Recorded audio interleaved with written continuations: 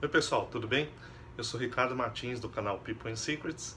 Nesse vídeo a gente vai falar um pouco sobre o mundo atual que vivemos com tantos estímulos. Você ouve as pessoas dizendo: nossa, mas de verdade eu vejo tantas informações que eu não consigo assimilá-las.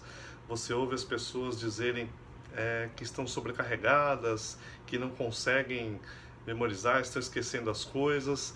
E também você vê pessoas dizendo que começam a se sentir esgotadas e às vezes até incapacitadas por conta desse excesso de estímulo. O excesso de estímulo, na verdade, ele nos convida a utilizar várias áreas do cérebro quase que ao mesmo tempo. E isso faz com que nós tenhamos de fato uma falta de atenção. Esse é o primeiro problema que nós enfrentamos, nós temos a falta da atenção.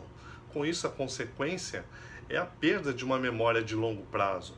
E nós temos também outro problema que se estabelece também com o passar do tempo. Muitas vezes esse excesso, essa carga excessiva de informações e atividades, elas fazem com que nós venhamos a desenvolver ou ansiedades ou quadros depressivos. Mas de verdade, o que está acontecendo? Bem, ao longo dos últimos milênios e das últimas centenas de anos, a nossa tecnologia ela desenvolveu formas que nos facilitaram a convivência em sociedade. Então nós desenvolvemos escrita, vieram os papiros, depois vieram as fotografias, as filmagens, os computadores. Na verdade, o que aconteceu é que nós terceirizamos a nossa memória. Um estudo realizado no ano de 2009 na University College, na Inglaterra, levou pessoas vencedoras de concursos de memorização, aquelas pessoas que até então nós julgamos como superdotados, aquelas pessoas que têm uma memória fora da curva, excelente, levou para análises, para descobrir o que eles têm que nós, pessoas comuns, não temos. Então foram feitas análises com relação à anatomia cerebral dessas pessoas, como a estrutura cerebral dessas pessoas. Também foi verificado se essas pessoas, elas por algum motivo são mais inteligentes do que nós. As conclusões para essas duas perguntas foram negativas. Então essas pessoas nem têm uma anatomia diferente da nossa e elas também não são mais inteligentes do que a média das pessoas. O que mostrou um resultado diferente, bastante interessante, foi a ressonância magnética. Ela mostrou que enquanto essas pessoas estão processando informações para a memorização, elas utilizam áreas diferentes do cérebro. E que áreas são essas? São as áreas ligadas à memorização espacial e à utilização também de navegação. Com isso, essas pessoas tem um cérebro exatamente igual ao nosso, é o que foi comprovado através desse estudo. Entretanto, elas o utilizam de uma forma um pouco diferente. A psicologia nos diz que eles utilizam uma forma de memorização chamada codificação elaborativa, que é diferente do que nós normalmente fazemos. Paradoxalmente, essa não é uma técnica nova. Ela aparece descrita na literatura grega através da história do poeta Simonides. O que aconteceu com Simonides?